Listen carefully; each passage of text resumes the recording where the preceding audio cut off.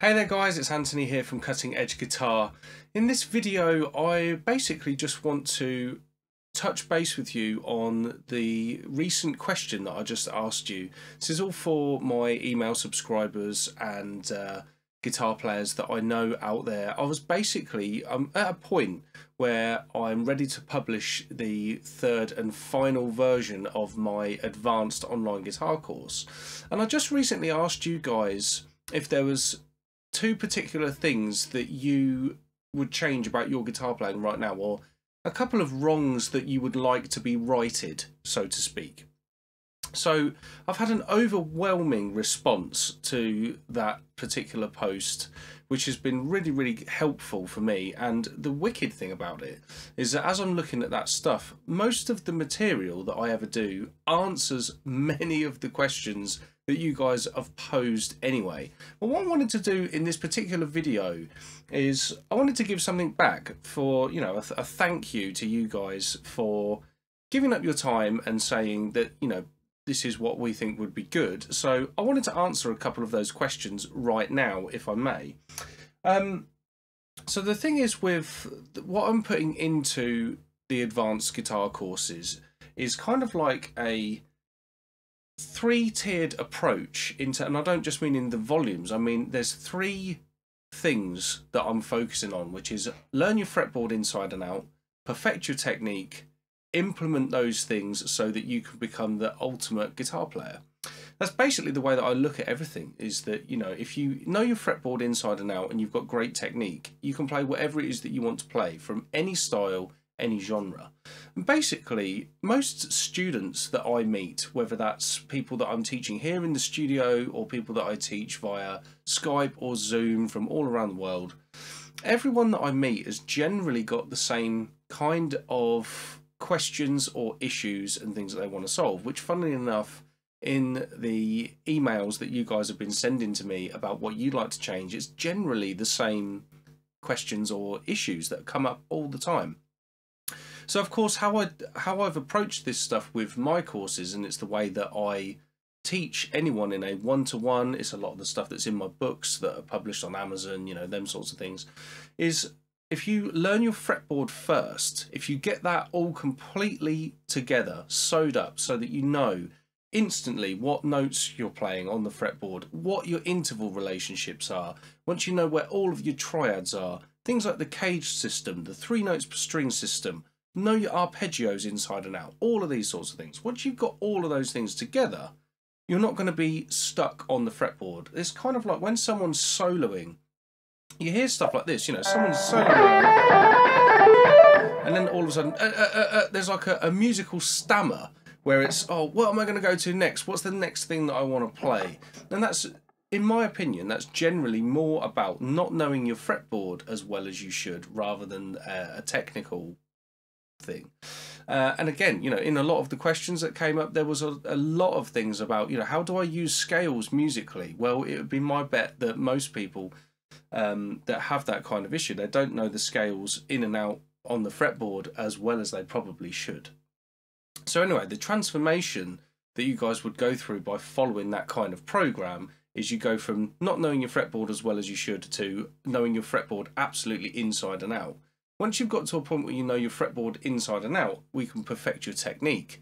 Obviously, I've written 3 volumes of guitar technique books, but even in the courses, there's way more stuff that you can, different avenues you can go down. It's a bit like a rabbit warren. Like, you go down one way and there's so many different ways that you could take it. So I've kind of streamlined that stuff into the course. Obviously, there's video tutorials in there and all them sorts of things, but it's kind of like a way of doing it so that you can perfect your legato, your alternate picking, sweeping, tapping, all of them sorts of things, which with that under your belt, you can execute any scalar line, any arpeggio line, you can sound smooth, you can sound aggressive, you can sound however you want to sound, right? They're kind of like the 4 chief techniques for modern guitar playing. Once you've got that all together, when we start looking at things like how you would implement that stuff as a soloist or even as a rhythm guitar player, you basically become the ultimate guitar player. You can just do whatever it is that you want. And I think that's almost what any guitar player wants, right? They want to just be able to play whatever that sound is in their head, whatever it is that they're thinking, that's cool, that's what I want to be able to play. You just want to be able to do it. You don't want to have blood, sweat and tears going, oh, like, I'm really struggling on this, I'm really struggling on that. You just want it to be fun all of the time. And that's kind of where, by following that sort of program, that's where you'll get yourself to. Anyway, the thing is, one of the things that I wanted to do is I wanted to actually teach you guys, or at least help out with some of the things that you were asking me about the other day. And I'm going to kind of, I'm going to have to nail this down into like one small little thing, otherwise the video would be really long. But I had loads of questions on about alternate picking, accuracy, speed, you know, or fluidity on the fretboard, all of them sorts of things, right? So one thing that I want to show you, this is a fabulous exercise. Anyone who's familiar with the 3 notes per string system, if you were to do something like this, this is like a staple exercise that I've used in all my books. It's the sort of thing that's involved in the course material. Obviously it's a lot more elaborate than this, but the point is, with this, what you've got is an outside the string picking motion. Now, by outside the string, what I'm talking about is the plectrum stays on the outside of a string pair, okay? So as we're doing this, we're working on strict alternate picking fashion. Now, this particular, like the first part of this exercise, is a very famous Paul Gilbert picking exercise. Now, with that, as I was saying, what I'm playing is I'm doing fret 5, 6 and 8 on the B string. I'm using fingers 1, 2 and 4 to do that. Then I've got my first finger on the high E string at the 5th fret, and then I'm cycling that first pattern back down to that initial E note there. Now on the repeat part of this, we're going to carry on to the high E string and we're going to do A, B, C with fingers 1, 3 and 4. That's frets 5, 7, 8. Now that then makes a really good loop.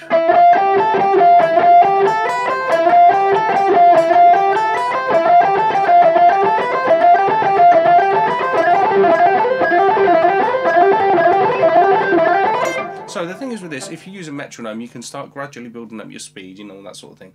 But one of the things that's really good about doing an exercise like this, it doesn't need to be played just here. You could play this in any position from the parent scale it comes from. So I'm using the A Aeolian mode to play this.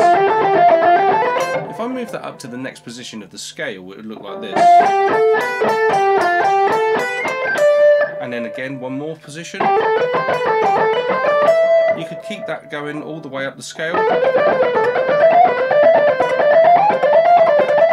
You could do that wherever you wanted to. Or you could even do that positional, so you could do like... So that would come out, that's a very famous Paul Gilbert-y idea, but that would come out like this, up to speed.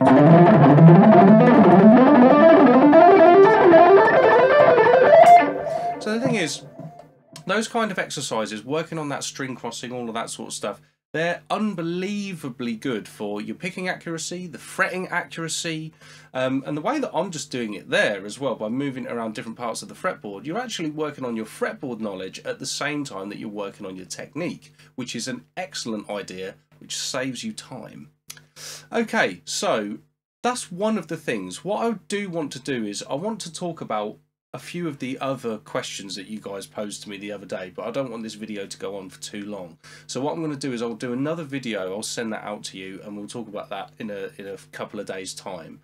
So one of the things that I would say about this sort of stuff, something that you, well, not that you get, but I've heard from people over the years, is there's always objections to things like taking a guitar lesson or taking a course or buying a book or something, because there's so many people out there that have been good, that have been self-taught, and people that they can be a bit, I want to do things my own way, that sort of stuff. But generally speaking, most of the students that I've seen over the years, whether they're coming to the studio, they're online, they're doing my courses, reading the books, you know, whatever they're doing, they will eventually get to a point where they're completely stuck and they just want to ask a question or they want to watch a video on something. And to be quite honest, you can watch videos on YouTube, but one of the problems with YouTube is it will only give you the answers that you're asking it. So if you don't know what the right thing to ask it is, it's never going to give you the right result. Again, This is the whole point of doing something that's structured. You know, the stuff, everything that I do is always this lesson feeds to this lesson feeds to this lesson. It gives you the structure to keep getting the progress time and time again. So as I say, in the next video, one of the other questions that comes up, this is a big subject all the time, is how do I play through changes without sounding mechanical? So again, that's going to boil down to making sure you know your fretboard knowledge and all that sort of thing. Obviously, you've got to have the fluidity in your technique, whatever. But we'll get into that in the next video. I will answer that question for you guys. So at this point, what I would ask you to do for me, if you've enjoyed this video and you're liking the stuff that I'm talking about, give this a share to social media so that you can show it to other guitar players that you would like, or, you know, share it via email, whatever it is that you want to do. And also, if you haven't already, please do make sure that you sign up to my newsletter or my, you know, subscribe to Cutting Edge Guitar.